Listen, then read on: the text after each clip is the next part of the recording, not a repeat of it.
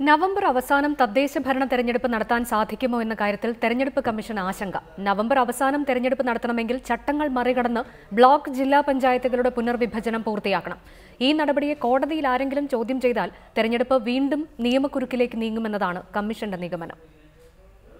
പുതിയതായി രൂപീകരിച്ച 28 മുനിസിപ്പാലിറ്റിയിലും കണ്ണൂർ കോർപ്പറേഷനിലും ഉൾപ്പെടെ നിലവിലുള്ള മുഴുവൻ കോർപ്പറേഷനിലും മുനിസിപ്പാലിറ്റിയിലും ഇപ്പോഴുള്ള ധാരണ പ്രകാരം തെരഞ്ഞെടുപ്പ് നടത്തുന്നതിൽ നിയമപരമായോ സാങ്കേതികപരമായോ കമ്മീഷന് യാതൊരു തടസ്സവുമില്ല. പക്ഷേ ഘടനാമാറ്റം വന്ന പഞ്ചായത്തുകൾ ഉൾപ്പെടുന്ന ബ്ലോക്ക് വാർഡുകളുടെ പുനഃസംഘടനയും പുനർവിഭജനവുമാണ് പ്രശ്നം.